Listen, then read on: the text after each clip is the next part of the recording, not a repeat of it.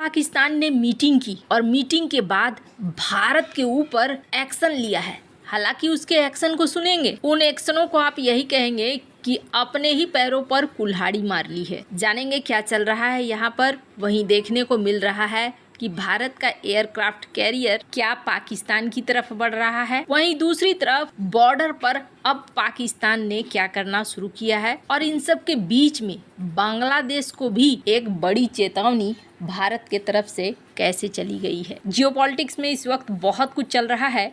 हमेशा की तरह CIS न्यूज नेटवर्क के इस एपिसोड में जानने को मिलेगा बहुत कुछ। आइए जानते हैं इन खबरों को विस्तार से। पाकिस्तान ने पहला फैसला ये लिया है कि शिमला एग्रीमेंट को तोड़ दिया है। कहने का अर्थ ये है कि अब वो शिमला एग्रीमेंट को नहीं मानेगा।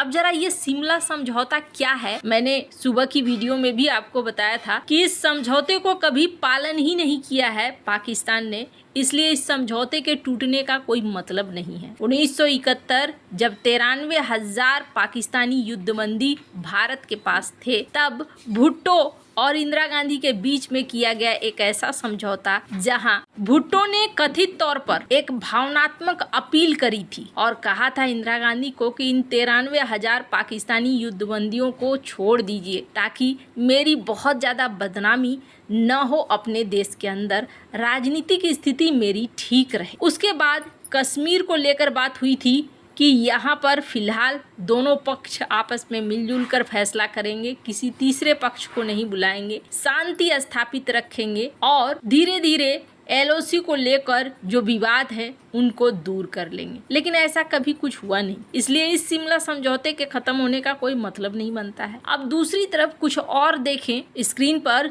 स्पुतनिक इंडिया की इस ट्वीट को देख सकते हैं जिसमें डिटेल दिया हुआ है कि क्या क्या पाकिस्तान ने बंद किया है। तो यहाँ पर पाकिस्तान ने आगे बढ़कर भारत के साथ द्विपक्षीय व्यापार बंद कर दिया है और किसी तीसरे देश से होकर भी अगर भारत के साथ व्यापार चलता है तो उस व्यापार को हर हाल में बंद कर दिया गया है। अब इसे कहते हैं ना, आ बैल मुझे मार, सींग से नहीं तो पूंछ से मार, लेकिन मार। भारत ने पहले ही अटारी चेक पोस्ट को बंद करा। अटारी चेक पोस्ट जो अमृतसर से 28 किलोमीटर दूर और नेशनल हाईवे 1 से जुड़ा हुआ है, भारत का पहला लैंड पोर्ट है और भारत पाकिस्तान के बीच व्यापार का एकमात्र स्वीकृत भूमि मार्ग है। 120 एकड़ में फैला हुआ है। इसमें सीमा शुल्क और आवर्जन सुविधाएं हैं जो माल और यात्रियों की आवाजाही को संभालती है। साल 2023-24 में इस मार्ग से व्यापार हुआ था 3,886 करोड़ रुपए का, जिसमें 4,871 का कार्गो मूवमेंट और 71,000 यात्री आए गए थे। भारत से क्या बिका था? भारत से इस मार्ग के माध्यम से सोयाबीन, मुर्गी चारा, सब्जियां, लाल मिर्च, प्लास्टिक दाना, प्लास्टिक यार्न जैसी चीजें बिकी थी।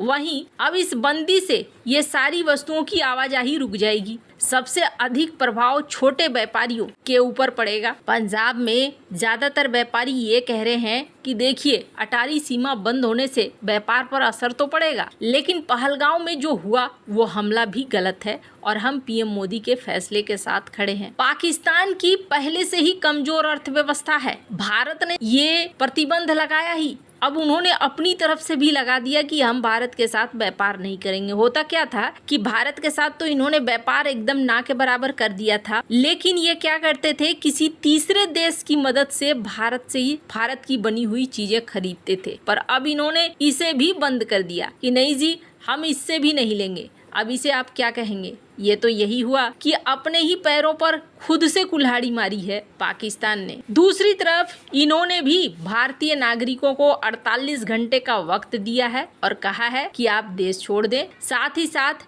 डिफेंस के अता से राजनयिकों को देश छोड़ने की बात कही है, जो एक्सपेक्टेड था कि ऐसा कुछ होगा ही। इन्होंने कहा कि सिंधु जल समझौता तोड़ने का मतलब ये हो गया कि आप युद्ध का ऐलान कर रहे हो। इसलिए युद्ध का ऐलान कर रहे हो क्योंकि 240 मिलियन पाकिस्तानियों के लिए ये जीवन रेखा है और अगर पानी का प्रवाह रुक जाता है तो हम इसे युद्ध की घोषणा मानेंगे। भारतीय राजनयिकों की संख्या भी कथित तौर पर घटाई गई है। भारतीय विमानों के लिए पाकिस्तानी एयर स्पेस को बंद कर दिया गया है। भारत के साथ व्यापार रोकने का फैसला किया गया है। वाघा बॉर्डर को बंद करने का ऐलान किया गया है। भारत ने वाघा बॉर्डर को बंद करने का ऐलान दिया है और पाकिस्तान ने भारत को युद्ध की धमकी भी दी है और कहा है कि भारत की शत्रुतापूर्ण कार्रवाइयों का पूरी राष्ट्रीय शक्ति के साथ जवाब देगा। उनका कहना है कि उनका देश किसी भी प्रकार के आक्रमण का मुकाबला करने के लिए तैयार है। और यहाँ एक चीज और देखने को मिली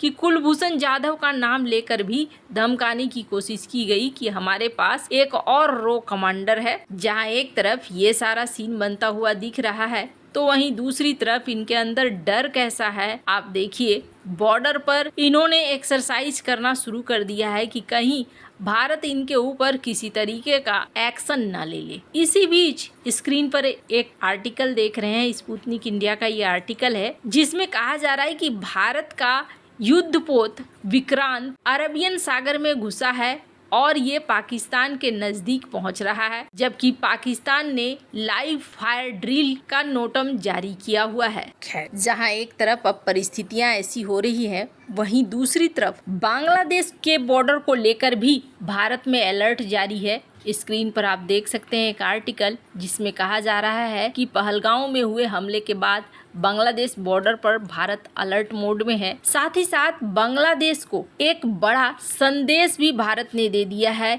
इस वाटर ट्रीटी को सस्पेंड करने के बाद। अगर बांग्लादेश भारत के साथ यूं ही दुश्मनी निभाता रहा तो वो दिन दूर नहीं है जब भारत को भी कुछ इसी तरीके का एक्शन लेना पड़ेगा। अभी अगर आप सोशल मीडिया पर देखेंगे तो INS विक्रांत यानी कि भारत का युद्धपोत ट्रेंडिंग टॉपिक बना हुआ है। अब देखना यह है कि ये मामला क्या और भी ज्यादा आगे बढ़ता है, जिसकी संभावना अब बहुत ज्यादा हो गई है। वहीं दूसरी तरफ भारत और अमेरिका की बात करें तो ऐसा नहीं है कि इस युद्ध के आसार के समय भारत की इकोनॉमिक प्रगति रुक गई है, बल्कि भारत और अमेरिका के बीच में डील हो रही है और कहा जा रहा है भारत वो पहला देश हो सकता है जिसके साथ अमेरिका का ट्रेड एग्रीमेंट साइन हो। अमेरिकी ट्रेजरी सचिव स्कॉट बेसेंट ने हाल ही में कहा है कि भारत अमेरिका के साथ बायलैटरल ट्रेड समझौते पर हस्ताक्षर करने वाला पहला देश हो सकता है। ये बयान उन्होंने वॉशिंगटन में विश्व बैंक और IMF के वार्षिक बैठक के दौरान